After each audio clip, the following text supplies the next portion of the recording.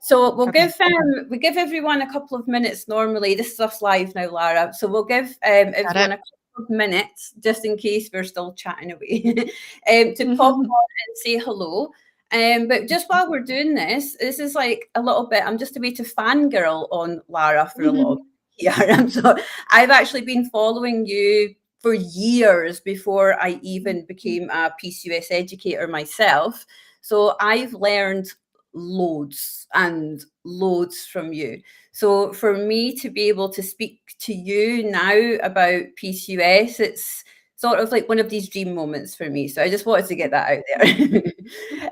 Great. So awesome. So I can see people are now joining us. So this is great. So that's what we're doing. So what we were doing was just that little welcome, but really we want to welcome Lara to my community of you, like thousands of women here. So Lara, just to begin, why don't you tell the women, they'll know who you are. They will know who you are, but why don't you tell the women who you are, a little bit about Yeah. yourself? Yes, I'm a naturopathic doctor. I'm Mm, Canadian, that's the accent, but I live in New Zealand and I spent a lot of years in Australia, so I have a very strong connection to the natural health community down here. I have a couple of books, Period Repair Manual for Women of Any Age, that has a big section on PCOS, mm, Hormone Repair Manual for Women over 40, and I've got a third book coming at the end of May, which is all around metabolic health and insulin resistance. So mm, that obviously also has a big PCOS mhm. section because that's Yes, of crucial course. part of PCOS usually. And yeah, I've got I'm on social media, often sharing things about PCOS and other women's health Yeah, conditions and issues. And yeah, so I'm really happy to be here. I always love to yes. reach out to people who might not have heard some of my sort of approaches to PCOS before. Yeah, I mean, I love all of your stuff, and I've spoken to people before, and what they've said is that actually it's not just one person that can help PCOS. It takes like collaboration with many people in the field to do Yeah, so, and things change, right? I mean, what you're yeah, describing now is actually it's revolutionary. I love reading about it, and this is what we're going to be talking about tonight, guys. We're going to be talking about it's the natural or it's progesterone really for the cyclical treatment of PCOS. And it's really, really interesting. So Lara's you've done a paper recently about it, haven't yes, you? yeah. Mm-hmm. So this therapy, and we're going to talk about it today. I mean, obviously, and just to say, it's just one part of the puzzle for PCOS. There's still lots of other Mm-hmm. great natural treatments, particularly, I'll Yeah. just give a plug for inositol, myo-inositol. I'm a huge fan. Yes. And So much. obviously, diet and movement and lots of, exercise, lots of things can help this condition. Yes. Zinc is another treatment I talk about. But today we're going to talk about something called cyclic progesterone therapy, Yeah. which was developed by my colleague, Professor Geraldine Pryor. She's an Mm-hmm. reproductive endocrinology professor. Endocrinology is the field of hormonal Mm-hmm. treatment and research, and she's a researcher as well. So she developed this a couple decades ago, and I used it with all of her patients. Mm-hmm. And then recently, her lab in Vancouver, British Columbia, Canada, has completed a clinical trial of the treatment, and those results are not published yet. So as soon as those are Okay. published, they'll be released. I did write a paper with her a couple of years ago, just kind of Mm-hmm. describing the treatment and why it works. Yeah. And I can talk you guys through some of that. But basically, the treatment uses Mm-hmm. real progesterone, as in natural Mm-hmm. progesterone, not the progestins of hormonal birth control. This is a very important point because Yes. one of the confusing things is all the progestins in hormonal birth control often get called progesterone, and that is inaccurate because Yeah. they're not progesterone is just one specific molecule, Mm-hmm. and all the different progestins do not Mm-hmm. count as progesterone. It's important because it's interesting because estrogen, the word estrogen is a generic term that can be Yeah. used to describe lots of different molecules, but progesterone's not like that. So progesterone, Mm-hmm. today we're talking about real progesterone that you either make after ovulation Yeah. or that you Estrogens are can quite take. androgenic, Yep. aren't they? They're really androgenic, and a lot of women don't realize this. Even being given Provera, say, to bring on a withdrawal bleed if you're not bleeding, this is your progestins, and it can cause a whole host of issues like hair falling out, bloating, and more problems. Yeah, so some Mm-hmm. progestins are androgenic or Mm-hmm. testosterone-like. They're actually derived from testosterone. Actually, Provera is not in that. Provera is slightly Yeah. androgenic, but some Mm-hmm. other ones. The main one is levonorgestrel. Yeah. It's which in a lot of a lot of pills. It's in Mm-hmm. I think some of the implants. It's in the hormonal IUD. Yes. That some of those progestins are actually derived from testosterone. They're actually in lots of ways more similar to testosterone than they are to progesterone. So Yeah. that's a really good point. Some progestins are anti-androgen. So this is Mm-hmm. where it starts to get, you have Yeah. to sort of think about what is actually been prescribed. But Yeah. progesterone itself, real Mm-hmm. natural progesterone or body identical progesterone or bioidentical progesterone, depending on what word you want to use, is also anti-androgenic. So it generally has an anti-testosterone effect. It does the progesterone we make does Mm-hmm. that. And so can the progesterone we take potentially in the form of cyclic progesterone therapy. So I could, if you want, I could talk a little bit about how some of how it works specifically, Yes, some of please. how it's Yes. anti-androgenic. And also the important part about it, I'll just say, is it's Mm-hmm. cyclic. So when you take it for Okay. PCOS, you take it 2 weeks on, 2 weeks off. Mm-hmm. And that's an important, taking it continuously is not going to give the same Mm-hmm. results because we're actually trying to sort of replace or mimic in a way what the body should normally be doing if the hormonal communication between the brain and the ovaries had developed Yeah. properly, I love what then there you would said be. about in the brain. That is Yeah. amazing. And it's anovulatory cycles that initially break the cycle up, isn't it? Yeah, so PCOS, so as I describe in the paper, and we can put a link Mm-hmm. to that paper in the show notes. We can also put a link Yeah. just to a blog post I did about it, which is a bit in simpler terms, which is the one I Yes. sent you.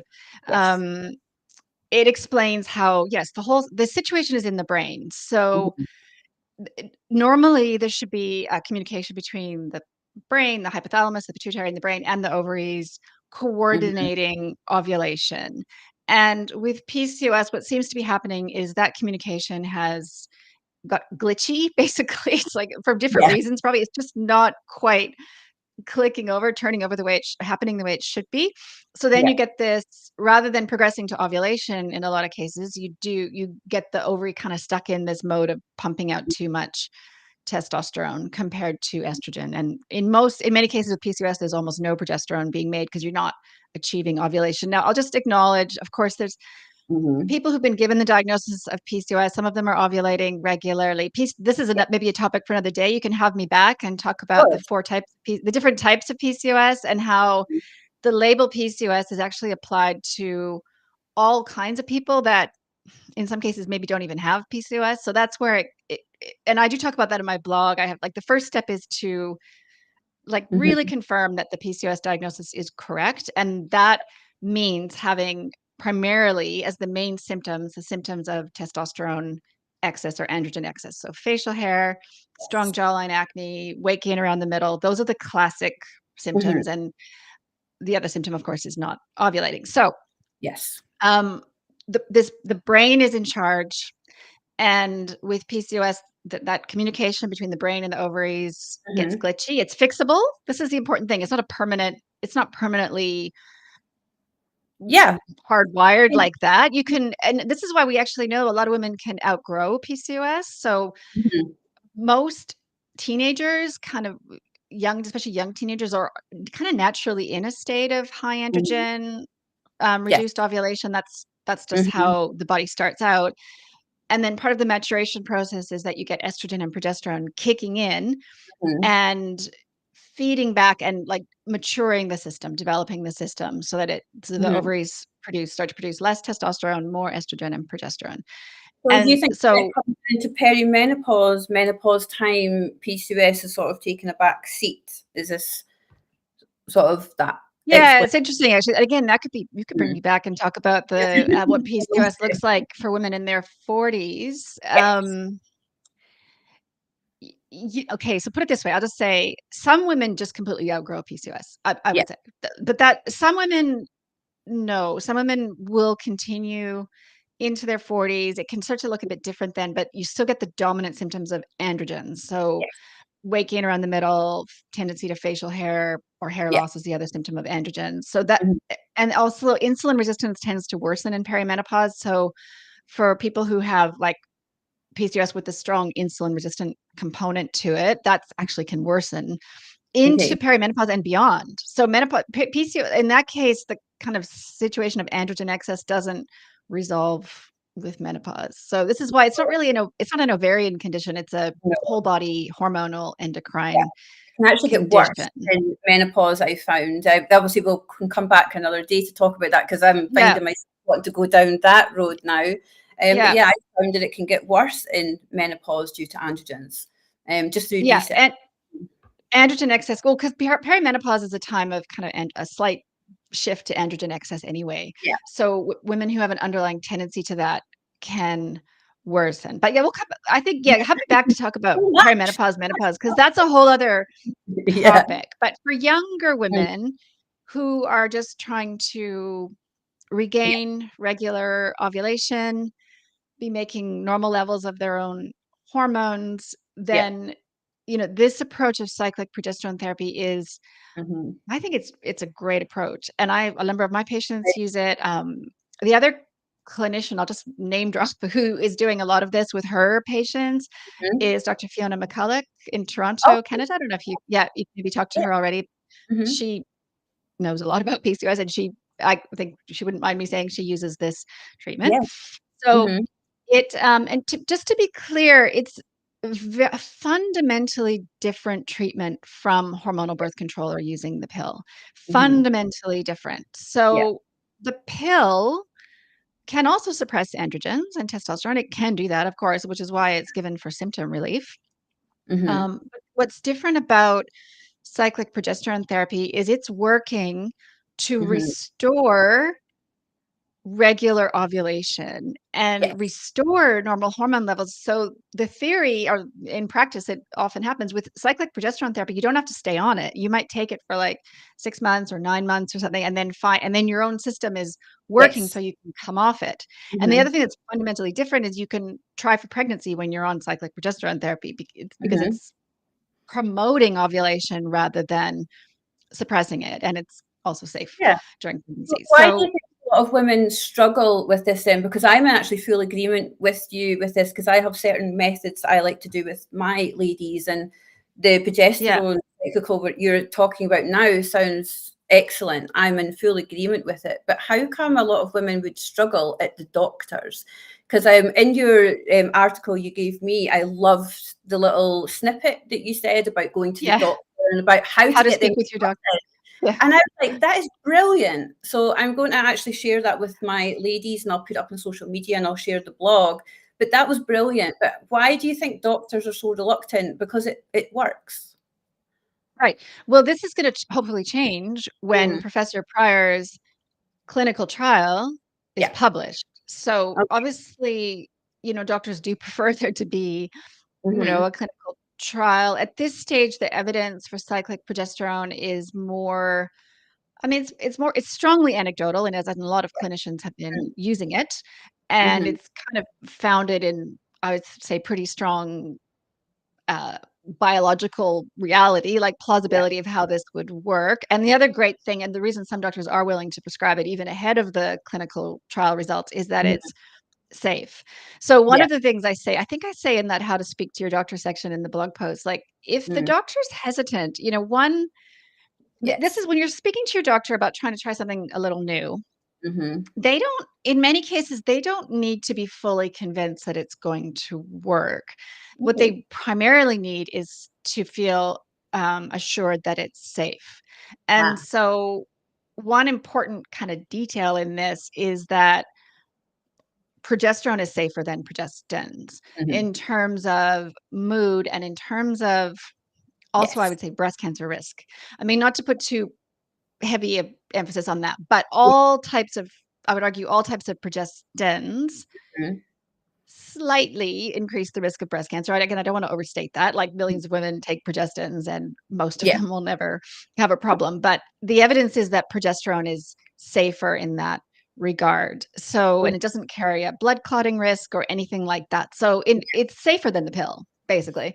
And yeah. I think from that perspective, I've had feedback from my followers that some doctors are willing to try it. So if you kind of follow the how to speak with your doctor Mhm.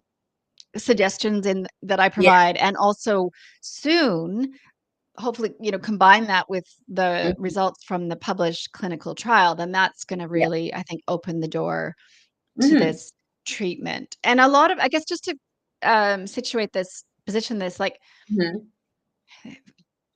natural progesterone used to be very alternative. It used to be something that only naturopathic doctors prescribed. I mean, I've Okay. been, prescribing it for decades, but um, more recently, though, in depending on the country, it has really kind of much more come into the mainstream. It's not Yeah. just it is so depending on, and what I always recommend, and I think I say this in the how to speak with your doctor section, ask for it by brand name rather than Yes. by don't say natural progesterone and don't say bioidentical progesterone, sadly, because those names are kind of Woo woo. We should. tarnished now. They're tarnished now with the alternative health. So Yes. what you depending on what country you're in, so in the UK, it's Utrogestin is the Okay. brand. That'd be the same in New Zealand where I am. In the US, Canada, Australia, the main brand is Prometrium, but there are other brands called Kiva, and I list these on my on I don't know if I in that blog post, but in a different place on my website, I list Yeah. some of the different brand names of a Yeah. body identical progesterone. Had a So question. you Only yeah. available on prescription. Now I know things are different in the UK and like maybe different in the US. It will be available on prescription here, and I know there is some companies that do sell it online, but you have to go through a clinical consultation. But then you're always better going through your doctor. I don't know if you would agree with that, Lara, but It is better to go through the doctor. Yeah, it's by prescription yeah. to get the capsules, which is what the clinical trial was used. And Mhm. I think the capsules do work better. Just to be clear, that depending on what country you live in, you can access progesterone cream over the Mhm. counter. So that would be mainly in the US. And Yeah. that's it's interesting. I always get the question of, will progesterone cream work for this situation? I guess I Mhm. would have to say there's no, clear evidence that it will. I think it can help, to be honest. I think Yeah. it can do something, but it's not in the same category as the capsules that we're talking about here. Mhm. And the capsules really, one thing to say about progesterone capsules, they do need to be taken at bedtime because they're very sedating, very tranquilizing. Like some women will experience it like a sleeping pill. It just kind of Yeah. knocks you out. Yeah. Yeah.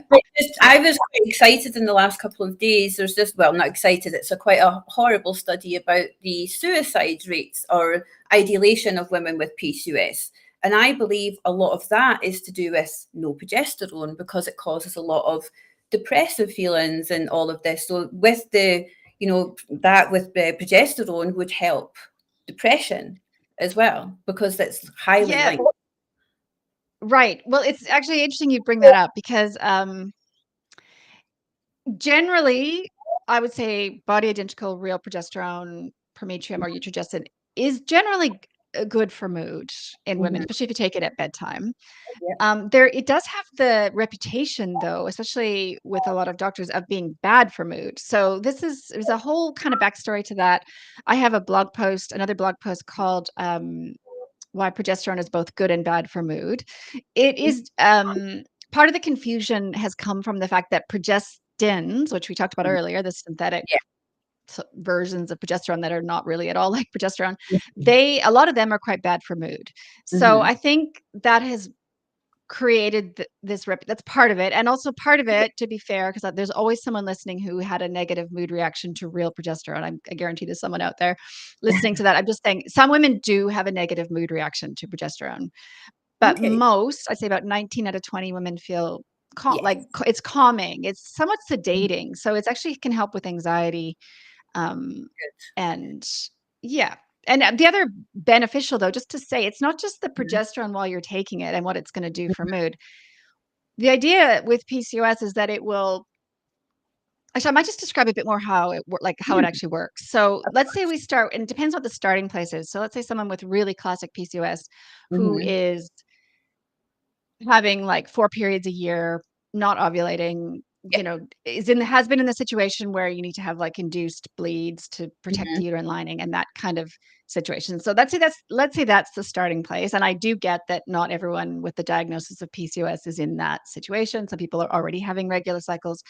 But for the kind of classic situation, what'll happen is that person in that classic PCOS has not been ovulating at all, probably, Mhm. or only occasionally. And so you just start, because I saw a question come in about the pattern of the dosing. So you start with with that situation, you start with 2 weeks on, 2 weeks off. Okay. That's the idea. There's no ovulation anyway yet. Okay. So of So inducing that natural cycle almost. you start by providing the brain with these 2 weeks of Mhm. progesterone Okay. intermittently. 2 weeks Mhm. on, 2 weeks off at bedtime. And one of the first things that'll happen is it will induce a bleed. If it is truly PCOS, it'll most likely induce a bleed. And that's not a real cycle yet. Yeah. That's kind of similar to just an induced bleed from Provera or something like Yeah. that. But that's beneficial, right? Because Mhm. often you're Of trying to course. do that to protect the uterine lining. Yes. And so, straight away, you might start to get a little bit of improvement with, fluid retention because progesterone is diuretic. So you start to get a few benefits potentially for mood and sleep, and overall Mhm. metabolic rate will go up a little bit with progesterone.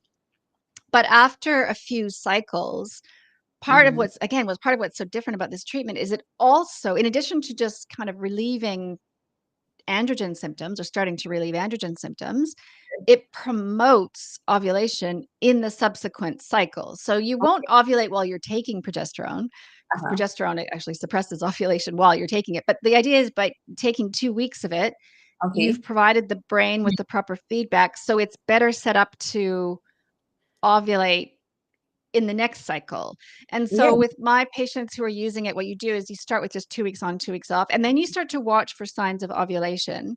Yeah. And if when a ovulation does start to occur or does occur, then you adjust the timing of the progesterone so you take it after between ovulation and the period.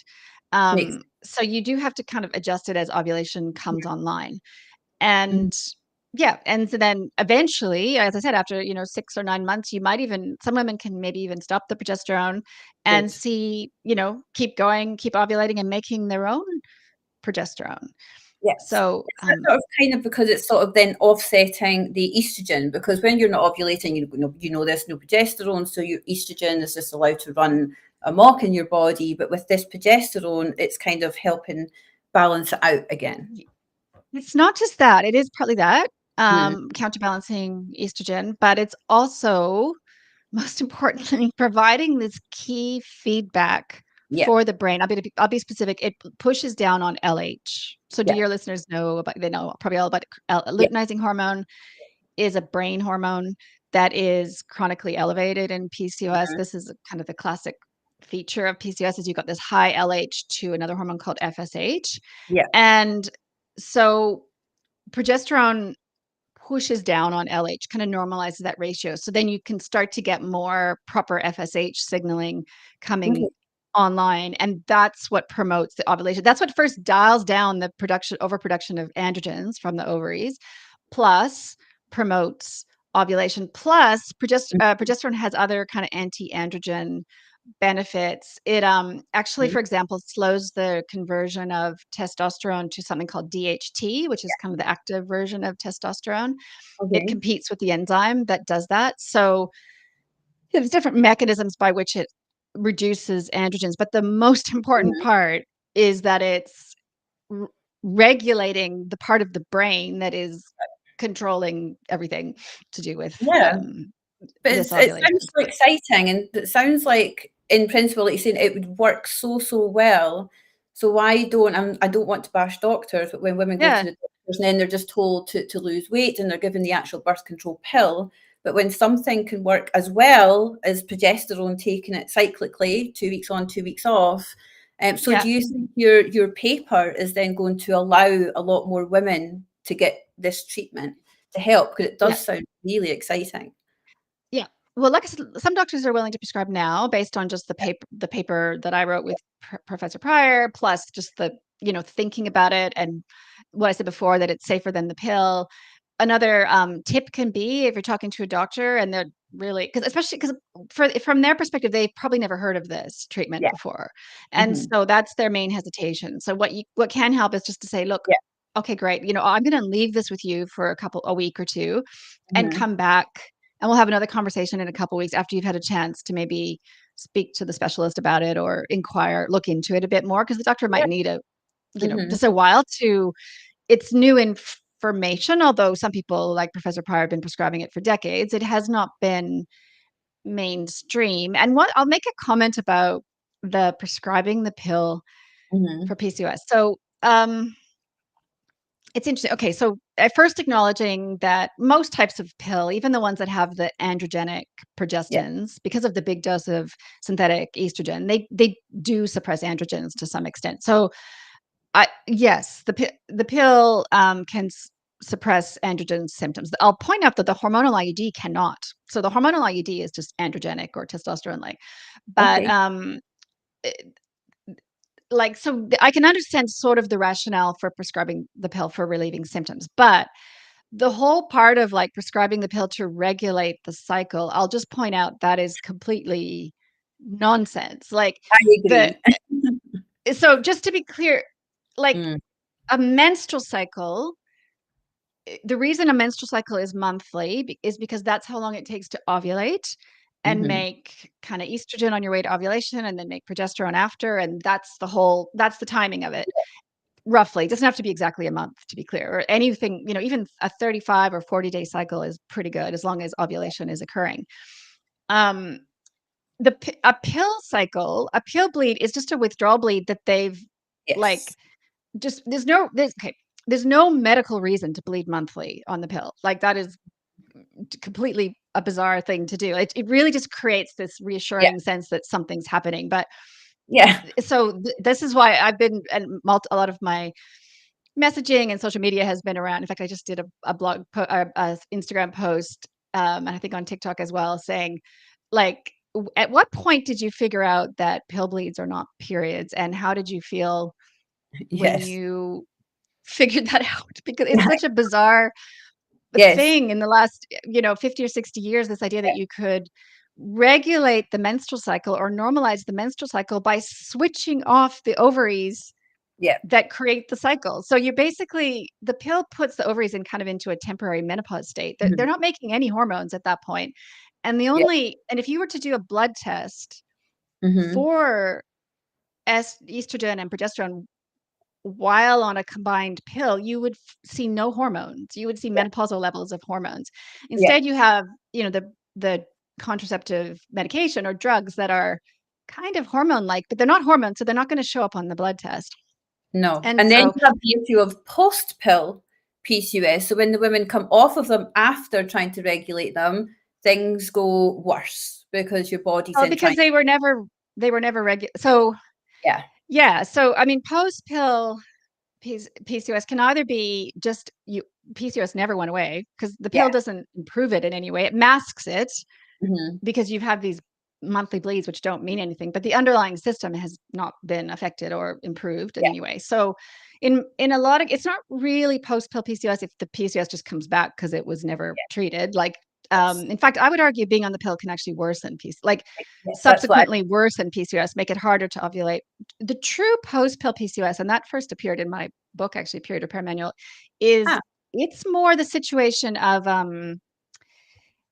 it's actually more, it's not true PCOS, to be fair. Mm. It's actually this very common situation of post um post pill, specifically post Yasmin or post, and if someone's been on one of the anti-androgen pills for Hmm. a while, and let's say their periods were fine and they had no androgen symptoms heading into that, and they take Yasmin or something for a while, a few years or whatever, and Hmm. come off, they're going to potentially get an androgen surge and Yes. a delay in regaining ovulation. So, and during that time, it's pretty easy to receive the diagnosis of PCOS, because it doesn't take much to receive the diagnosis of PCOS. It's a little bit, PCOS is both, I would argue, overdiagnosed and underdiagnosed. But Yeah.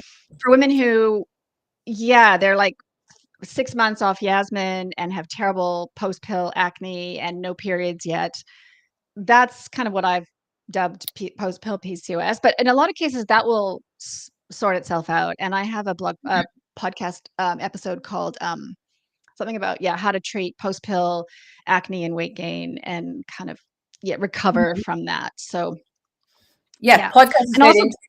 Guys, you go and listen to Lara's podcast because I know a lot yeah, of people don't have large attention spans these days, including me. So they're yeah, really short and sharp, so up to 15 minutes, I think, aren't they? So they're good to listen to yeah, there.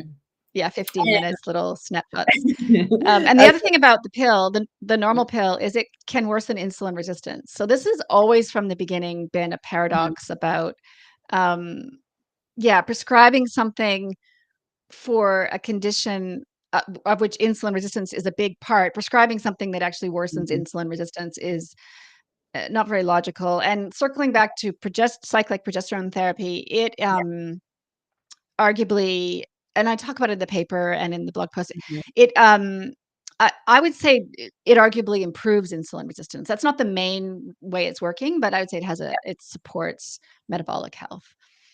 Yeah, and I've had a comment here. Sorry, guys, I can't see who has left a comment just due to the nature of them across a lot of places at the moment.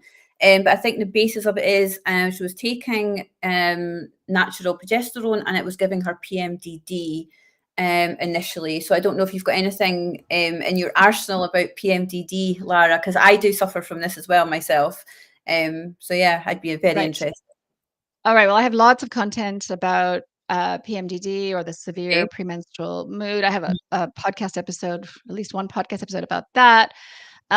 This is what I was talking about before. Remember, like Mm-hmm. 10 minutes ago, I said there's going Yeah. to be about 1 in 20 women who get a really Ah, negative mood reaction to progesterone. yeah. That is That's the one in that 20. is that is the case. There's always someone in the audience who's kind of hears me say Okay. that progesterone is good for mood, and then is like, Yeah. "Wait, what?" I had the Yeah. opposite. So what would you So advise for those yeah, women? So just for yeah. that one woman. Okay. All right. So, right. So, just more broadly, though, I think progesterone Mhm. can actually help with some cases of PMDD. It really just depends on kind of what's driving it. And there's different Yeah. mechanisms involved in premenstrual mood symptoms. And for the I would estimate about 1 in 20 women who get a negative mood reaction to either their own progesterone or the progesterone they take. It's a lot to do with another part of the brain called the GABA receptor, Okay. because progesterone acts on GABA. GABA is the calming neurotransmitter. It's the neurotransmitter that like Valium works on and alcohol works on. It's like very chill kind of. Yep. And obviously we have lots of our own GABA, and there's different ways to enhance GABA. And um, progesterone normally improves GABA and is calming, but for some Okay. women they get this like weird reaction at the GABA receptor. A lot of that's to do with, in my experience and kind of my reading of the research, a lot of that kind of paradoxical reaction is to do with inflammation.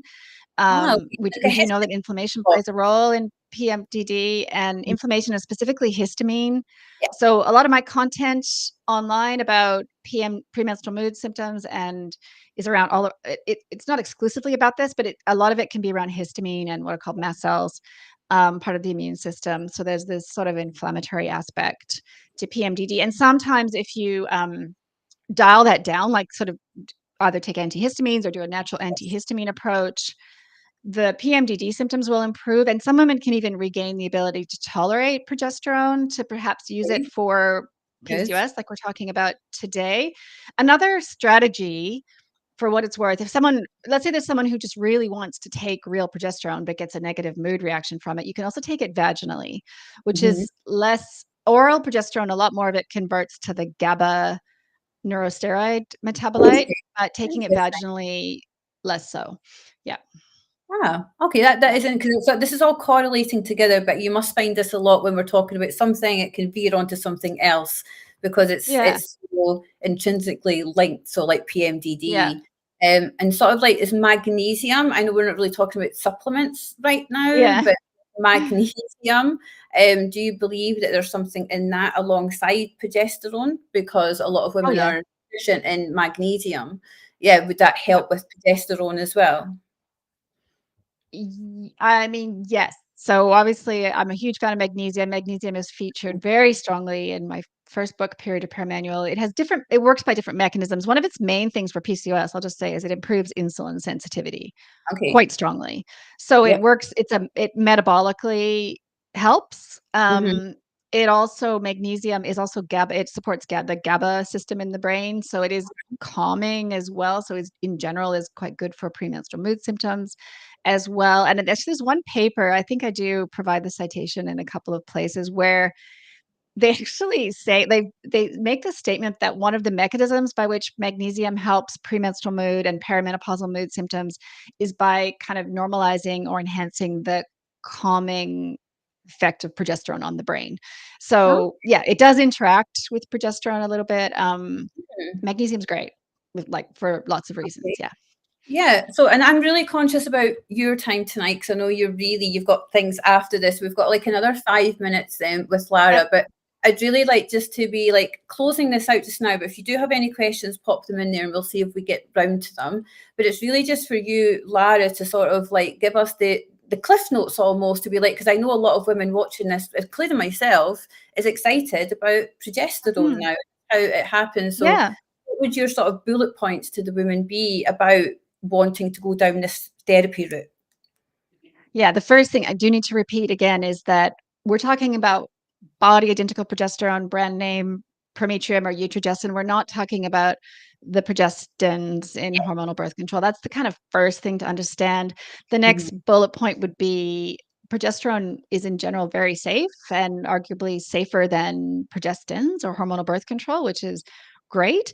Yeah. Um, Cyclic progesterone therapy, importantly, works by promoting healthy ovulation rather than suppressing it like the pill. So it is fundamentally different from the Mhm. classic hormonal birth control approach. It is a prescription only treatment, but I do believe more and more doctors are going to be open to prescribing it, especially if you kind of Mhm. present it to them, as I said earlier in the interview, as just, convince them it's safe and just say you just want to try it for a few months. I mean, in many cases, what do you have to lose? Especially if other treatments have not been working. A lot of doctors will be Yeah, also of wanting, to find a solution. course. And yeah, and and also it's obviously you can take it when you're trying for pregnancy, which is a big plus for Yeah, the PCOS yes. group. Because I was going to Yeah, say yeah, this isn't really just for if you're trying to get pregnant either, guys. This is no, a healthy period is fundamental for you and for moving forward with your PCOS. So it's not just if you're yeah. looking to get pregnant, it's to try and help your PCOS. This looks like it's set to help that as well. So that Yeah, is exactly, and you should feel good while you're taking it. I mean, that it should yes. feel good. There shouldn't be side effects. If you do experience side effects, then maybe, stop and rethink um, and there's other options. And also just, to say again, it's not a standalone. I mean, I guess it arguably could be a standalone treatment, but certainly with my patients, it would be part of a broader treatment, including myo-inositol. Inositol is like a superstar for PCOS, and it's good for the brain. Yes. It helps with this, actually does help with this whole kind of brain ovary connection that I've been describing today, and also inositol helps with improve insulin sensitivity. And stay tuned because, as I mentioned, my third book is all about reversing insulin resistance and improving metabolic flexibility and metabolic health. And that is going to be huge. That's hugely important for PCOS. That's yeah, Mhm. and as we said, it's particularly important for anyone who's also has had PCOS and is approaching perimenopause and kind of getting into that phase of life when Mhm. insulin resistance is even more common.